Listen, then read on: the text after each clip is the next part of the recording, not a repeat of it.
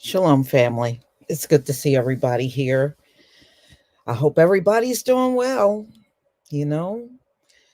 So, we are going to talk about a trend that is going on in Chicago. And actually, it's kind of similar to New York when I was telling y'all how these illegals would get on mopeds and snatch purses and found and they mainly wanted iPhones because they were trying to get access to your banking and try to empty out your accounts. And their main targets were women, especially women that were walking alone, but they didn't get all women because, there was a story out there. They tried to snatch black woman's purse, and she was able to overtake that illegal, and he didn't get away with none of her stuff. So now in Chicago, they are making people go into their apps and go to their banking apps at gunpoint to steal from them. So now they said this is something that's rising in Chicago, and we got to always be aware of these things, especially if you are in a city. The crime is high, you got all those illegals around you and stuff. You need to know what's going on, because what is happening in one city can easily happen in other cities. So let me go ahead and I'm going to play this video first before I do. Please give me a one if you can see my screen. Please give me a one if you can see the screen.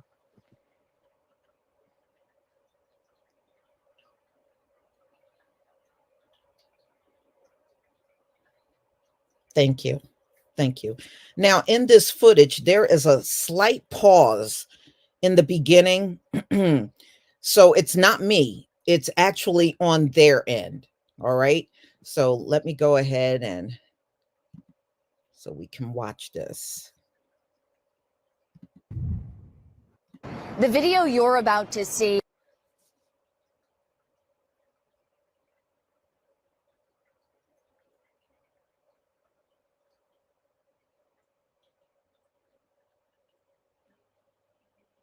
to find out how you can protect yourself. Surrounded, guns in hand. Take a look at your screen and you'll see the crew in action. Police say they're behind at least 4 armed robberies with 5 victims since Thursday morning. Here, surrounding a woman. Then you see them take off, armed. One, phone in hand. Police say in one case, the victim was made to reset his password on his phone at gunpoint. In another, the victim was made to log into their banking applications within their phone at gunpoint. Take another look at the video. Police say the crew of 4 men travel in a gray Dodge Durango. You see that here. And carry handguns. You see those too. But apart from leaving your phone at home, so connected to so many aspects of life, what can you do to make yourself less vulnerable? I checked in with Bill Cressy, also known as Professor Fraud, to find out. I think a lot of people are baffled at what a solution to this could be. His solution? He says the best thing you can do to protect yourself: remove banking and cash apps from your phone. If that's not an option, Keep a separate account on a banking app and keep a low dollar amount in there, maybe a couple of $100, 1,000 tops. So that if you are confronted by a bad guy in this situation, yes, you'll be out a couple of $100, but you won't be out all of your money. he also said to make sure to have Zelle, Venmo, and any other cash apps connected to that account with the lower balance. We've continued to check in with Chicago police. No one is in custody right now. We'll continue to bring you the very latest. Reporting downtown, I'm Tara Molina, CBS 2 News.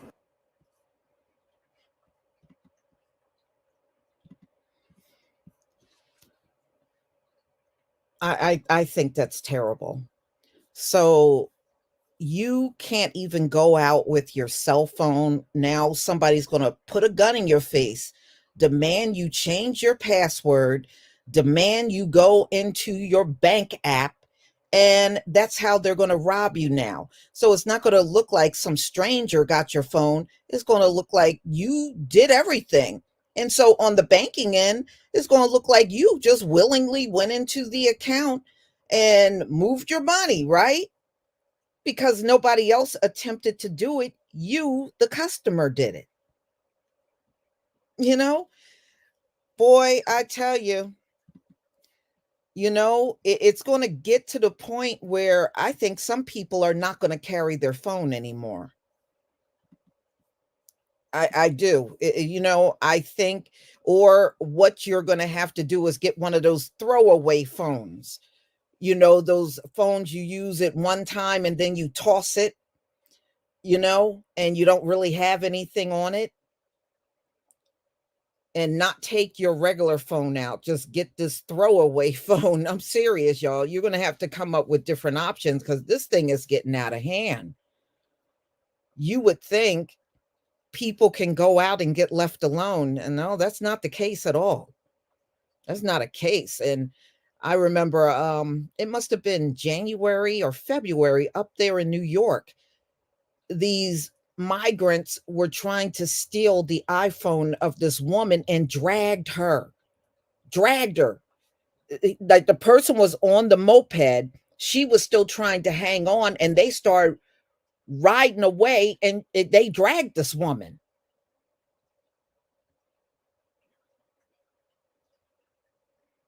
You know, one thing I do, and I have gotten in the habit of doing when I'm out and about, I don't have my cell phone in my hand.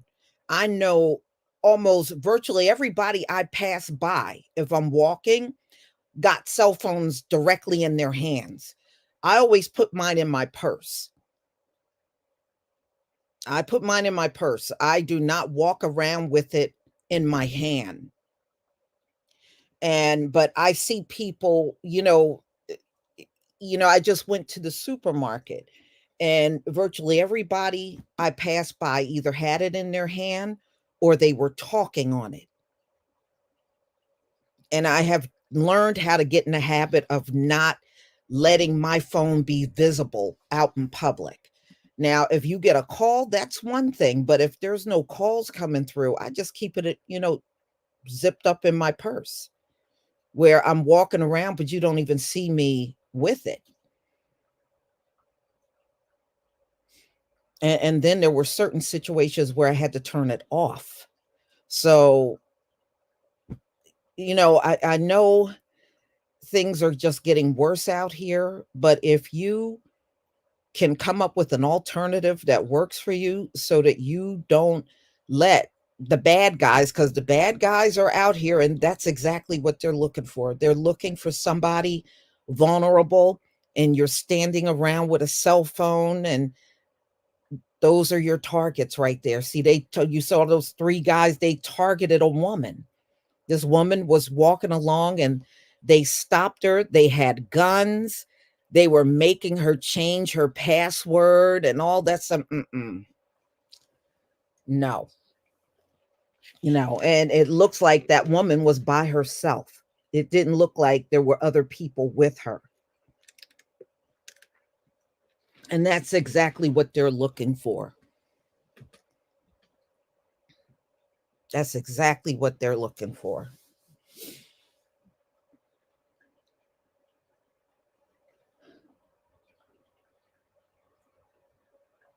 Hmm. Yeah, yeah. Um, Romy Black, that's how I feel. When I go out and I'm not familiar with people, I just kind of keep my distance. I don't trust anybody, y'all. I'll be the first to tell you. I don't trust when I go out, I do not trust the average person that I encounter. You know, there are maybe rare occasions where I can see a person needs help and stuff like that. Um, Back after Katrina, we had a whole bunch of people from Louisiana come to New Jersey. Because they were sending them everywhere all over the country. And one day I was in the supermarket and this black woman approached me. And at first I kind of, didn't pay her much mind. And then she told me, she says, I'm a Katrina victim. My kids and I are staying in the hotel. The hotel was just like maybe a few parking lots down. And she said, I don't want to bother you, but we don't have no food. I got three kids. We're in the hotel. And she says, I am not lying to you. If you want, you can come down there. And I said, no, I don't need to do all of that. So what I did was I had like a couple of those plastic bags in my trunk. I always keep like little bags in my trunk. So I took a bag and I just reached in my food and I gave her a couple of things out of my groceries. And that was one of those rare occasions where I could really see someone needed help. And, when she walked away, she went right down to the hotel where she said she was. And I saw her go in there. But y'all, most of the time, I'm not even approachable. Just the expression I have on my face sometimes, I make myself unapproachable where people won't walk up and say anything to me. I don't always like that. I really don't. So be careful because there's a lot of desperate people out here. And when people become desperate, they become dangerous. For real.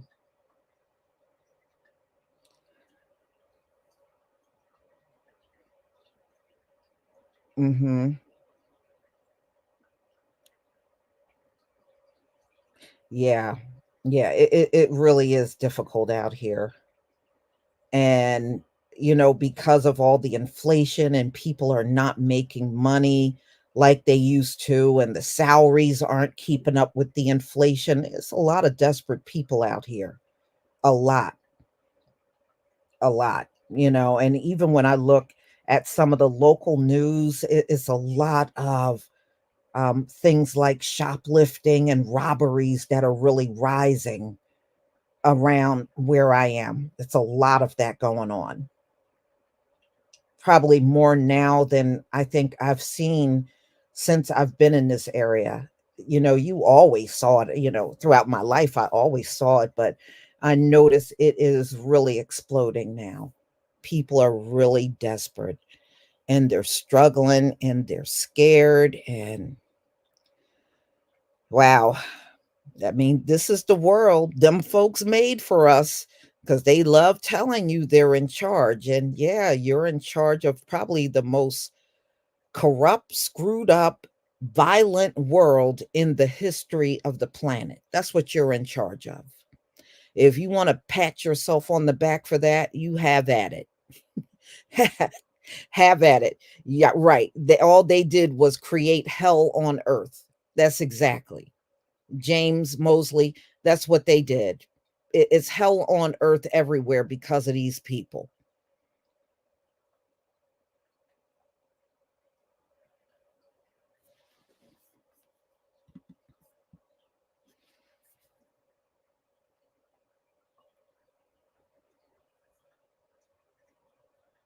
Oh yeah, Kara, that's one thing about you New Yorkers. New Yorkers don't play. I tell you what, if they really put their foot down up there in New York, they would have to get rid of the migrants if those folks turned up on them up in New York. That I do know. Let those New Yorkers turn up. I promise you, those migrants will be out of there in no time. Now, I got family up in New York. I know how y'all roll.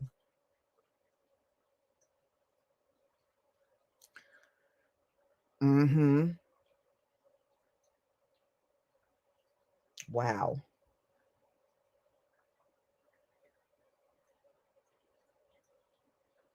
Mm-hmm. Yeah, around here, a lot of the stores got like certain items locked up. They'll have like toothpaste and deodorant. I was like, why y'all got stuff like that? They said, you'd be surprised. This is exactly what people come in here for, you know? And I'm like, deodorant and toothpaste and stuff don't even cost that much. They were like, yeah, no, it don't cost that much, but people come in here and try to steal it all the time. So there are certain things you got to ask for because they have it locked up. You can't just get it. I mean that's ridiculous. Mhm.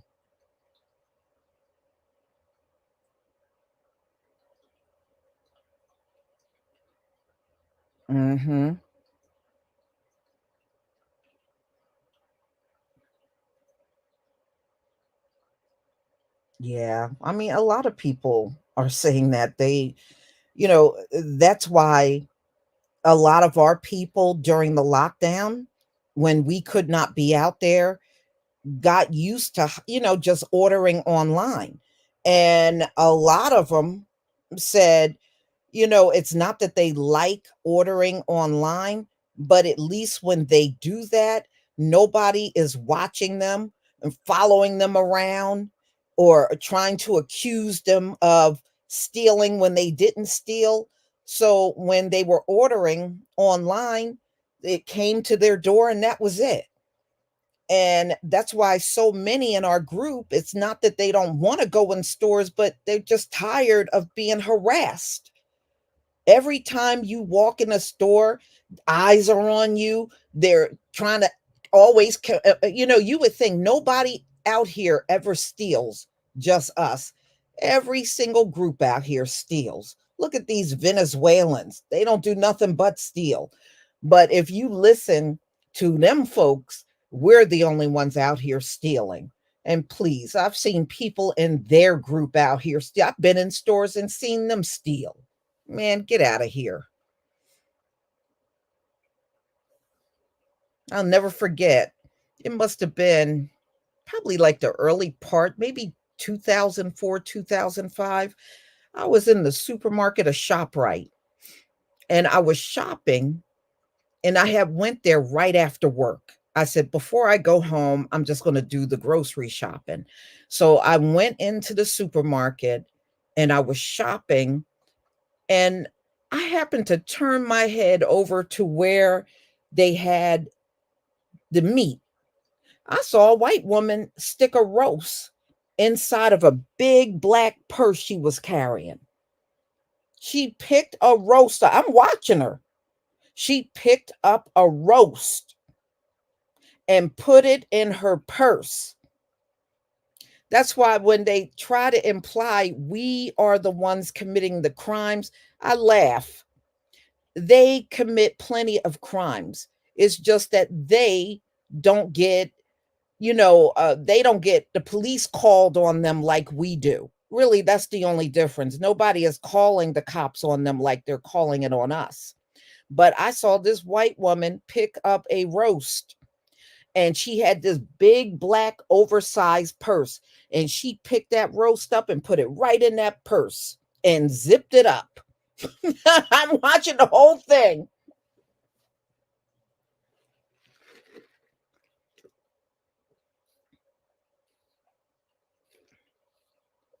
So please stop with this only we're stealing. Please stop with that crap.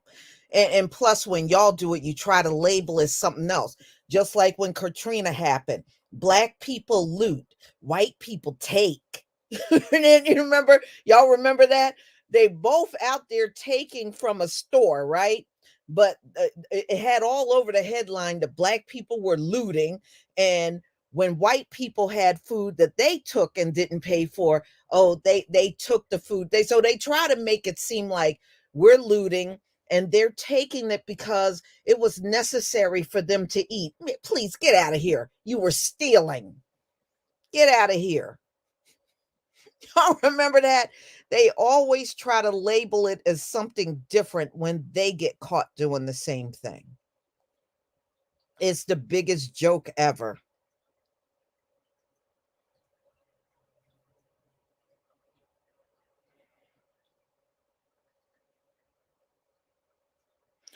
Yeah, but you want to hear something really interesting about George Floyd, Jacob Ladder? That was my grandmother's favorite song. We are climbing Jacob's ladder. She used to love that song. So anyway, the store that George Floyd went into, do you know that was a Palestinian owned store where he got accused of trying to pass off a counterfeit $20 bill? That store was owned by Palestinians. Did y'all know that?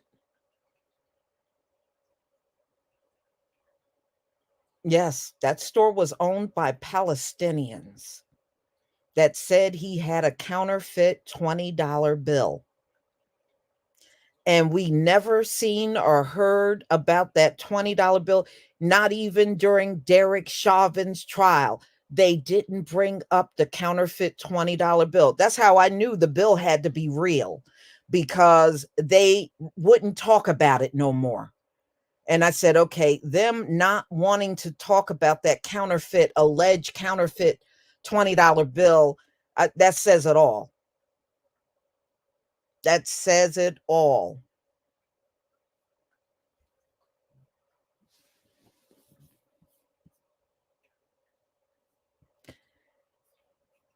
All right. Here was something else I wanted to show y'all. Hold on one second. I'll find it.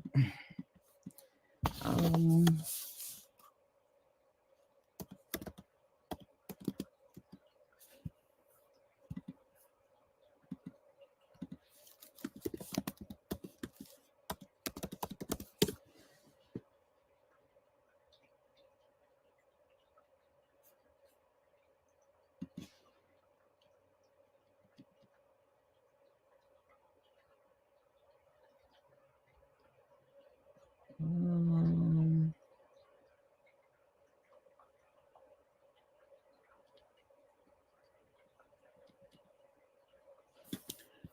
sorry. Was I think I might have found it. Hold on one second.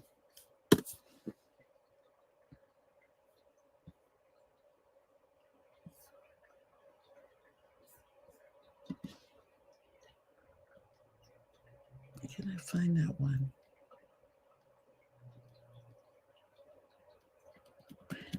Well, anyway, there was y'all already know about the black woman and what happened with those pro-Israeli students. Well, there was another incident. Let me see, why can't I find it?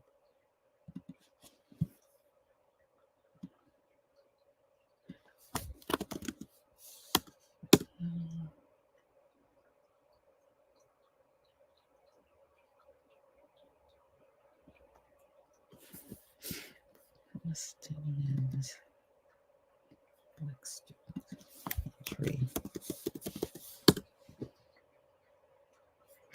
Well, anyway, there was an incident between some pro-Palestinian protesters and black students were complaining because they had a hard time getting on to a campus because of them, and that turned into a confrontation, which tells you right there, ladies and gentlemen, it don't matter if they are pro-Israel protesters or pro-Palestinian protesters. We've had bad encounters with both of them. But there was one that came out a few days ago about a black student complaining about entry onto the college campus because of all the protesting. And that turned into a confrontation between the black student and the pro-Palestinian protesters.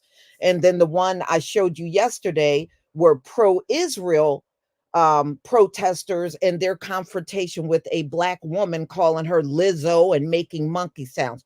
That right there proves, y'all, neither side likes us, but they want us on their side. You see how that is? That's why it's best to stay out of the whole thing.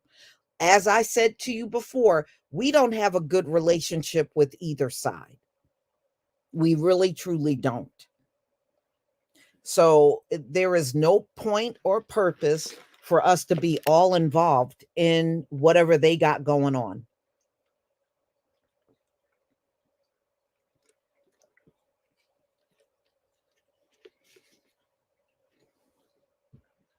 Mm-hmm. So it don't matter which side, they both have a problem with us. That's what it's showing. And I understand in the case of the students on the college campus because they still had to go to class. So I do understand how they had that encounter. But the young woman, I wish she just didn't get herself involved in that. No matter what, that's not our issue. And that's not where we should be focusing our energy on these different protests. Mm-mm.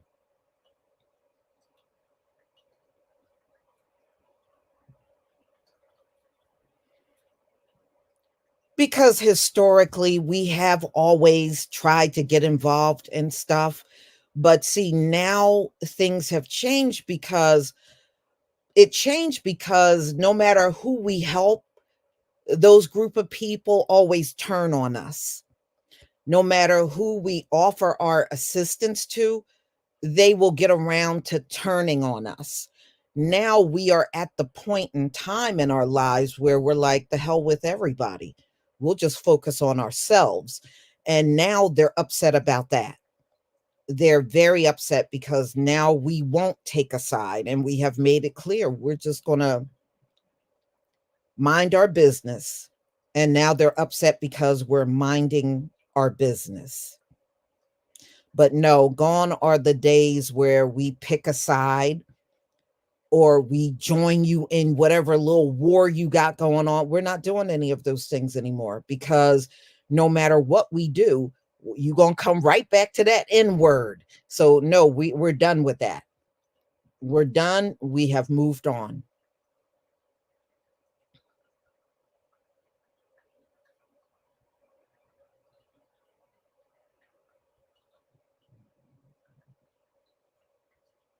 Hmm. So, y'all, I'm going to go ahead and conclude. Thank you so much for being here, and be on the lookout for my videos tomorrow. And if you haven't had a chance to watch them, please do. And oh, and another thing I wanted to say, recently I've been doing once a week, I've been doing videos with my channel members, and these are videos totally separate from what I do with you. And it's turning out real well. We're talking about hair growth and different things you can do to grow your hair. And it's for both men and women. And I would like to get more channel members because there are things that I'm going to cover that I will not be doing on my public videos. And they're really good things for you to hear, especially if you have suffered a hair loss or you have alopecia, or you don't know what to do to get bald spots gone and stuff. This will help with all of that. So if you can become a channel member, please do, because right now you are missing out on some really good information. So next week I will be doing another. I've been doing it every Friday, so I will be doing it again this coming Friday. We'll be talking about more things you can do, and we're going to get into a lot of good things. Red light therapy, we're going to get into exercise, weight loss. We're going to also get into doing more things with herbs, not just hair products, but skin products too, making those from home from scratch. So if you can become a channel member, please become one. I mean, it'll be worth your while. So, y'all, be on the lookout for my videos after midnight. Shalom.